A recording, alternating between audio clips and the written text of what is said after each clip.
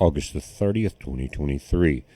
Guys, it's 3:36 p.m. Central Time here in Mississippi, and the outside temperature is 94 degrees. Real feel is 97. Slightly warm, but it's quite a blessing compared to the 110s and 115s. And all of you know exactly what I'm talking about. What we're looking at is still Hurricane Idalia, 75 mile per hour, and you can see the eye, and it should be right in the Waycross, Georgia vicinity. Now, these are marine warnings out here, special marine warnings, flash flood warnings around the eye. But right here where this tornado watch popped up and popped back down, that's been going on since this band started coming ashore, and I saw 3 at one time. But they're up, and as the band moves away, they're down. And most of the time when you see this type of storm come in with tornadoes, they are short-lived. But this band is moving, guys, up into South Carolina. We'll take a closer look at it, and you got special marine warnings where these bands are. And more than likely, these will be the areas, guys, in Georgia South Carolina, approaching North Carolina, that you're going to see the tornadoes pop up. Again, around the eye, there's a lot of rain, and you're seeing the flash flooding. In Florida, watch for these bands here. They're not that strong, but they can produce pop-up tornadoes at any moment. Now, this is a close-up of that same area, Waycross, Georgia. You're just coming back into the eye. You had that moment of silence inside the eye. And I saw some videos, guys, in Florida where some of the storm chasers actually had a drone, and they got in the path of it, and they were able to put the drone up in the eye and get some of the clear shots. Tremendous damage down there. But guys, right here, this front is moving, or the tornado warning that popped up in this band was at Walterboro, moving up towards Orangeburg. This is Barnwell here. And then you're looking at Georgetown and these areas, and Charleston right here, guys, where these marine warnings are popping up. And again, that's going to be more than likely where you're seeing the tornadoes when they come ashore. Could be some water spouts involved. But again, Waycross is here, and the eye is here. Still a Cat 1 75 mile per hour hurricane. It's going to be probably one of the longer tracking hurricanes in history. But it's about to get back out into the open water or skirt up the coast. We'll look at the tracking on it. But guys, there's a tremendous amount of videos on YouTube. All you got to do is put Idalia in there, and a Hurricane Idalia, and you can see everywhere from Cedar Key all the way through that area. And one of the most amazing videos, which I can't show here, the storm chasers, they're heavily copyrighted, but it's so easy to find. The news is out there. My job was to warn people about it.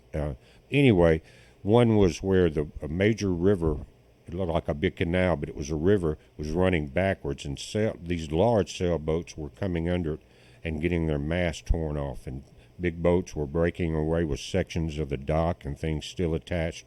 Tremendous amount of boat damage. Kind of reminded me of what Orange Beach and Perdido looked like after Hurricane Sally and much of that other area. But those are the sections that I saw after Sally. But guys, this is a close-up of it, and I'm going to move slightly north and just give you an idea in North Carolina what you're going to be dealing with as this goes forward.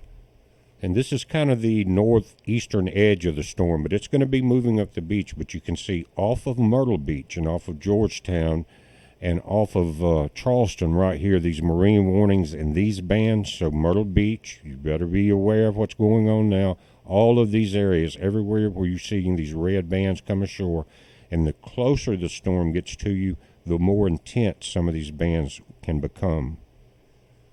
Let's just look at this power outage map now, how much it's changed since this morning. Florida, you are looking at 271,717 customers out. Georgia, you're now at 206,891. Now, California, you've got 15,000 out. I'm not sure exactly why is that part of the hurricane that just came through this area. Maybe could be some forest fires involved, but if you're in that area, let us know why you've got 15,000 to 16,000 people out. It could be rolling blackouts. I'm not sure. But there, guys, the storm is right here in Waycross, Georgia, just about to come offshore. So now we're looking at almost 500,000 people without power, or customers. and that the customer could have 4 or 5 people at that house. You understand what I'm saying? So it's actually more people involved than that. So I hope everyone was very careful and got their extra water and food, and maybe your generator ready, or got out of harm's way, because some of these areas were hit hard. Now, the further it goes in, again, it's a Cat 1, but it's going to be better than slowing down from a Cat 4. And when I did the report this morning, it was before the 8 o'clock update, and it was still starting to come ashore. The outer band or the outer eye wall was ashore, and it was classified as a Cat 4 at 5 a.m. Then when the 8 a.m. 8 a.m. report came out, guys, it had slowed down to a Cat 3, but I think it was already starting to come ashore, and it was slowing down. Regardless, it had the inertia of a Cat 4, even though the center of circulation may have slowed down. That forward motion of waves and wind and rain was already in place, even if that storm had stopped dead in the center.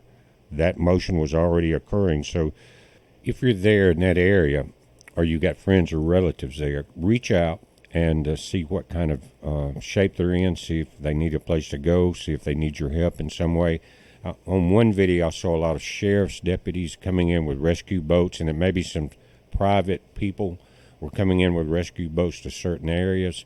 So they were on top of that, and there was a lot of power people that work for the electrical companies that were coming in as soon as the storm passed. But here's what we got. It was a Cat 1 here, but notice that it's almost at this point right here. It's about to come back offshore. This was at 2 p.m., so the next advisory will show it about to come across the Georgia-South Carolina line, again, at a Cat 1 speed. Now, it looks like the center will emerge back over or start to emerge while it's still in South Carolina. Check that out. That will be and it will be setting here tomorrow morning at 8 p.m., 65 mile per hour tropical storm at that point. So all along this line, if you're in that section that we're looking at out in front of the hurricane where the tornadoes were popping up, that's going to occur all the way through this area. It's, again, 75 miles per hour, but it's moving faster now northeast at 20 miles per hour.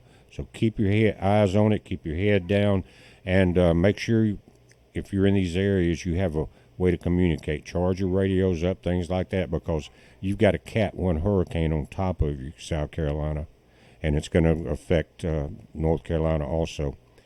We're watching it, guys. I'm going to end it here so it won't take so long to load. It's a heads up. Be safe.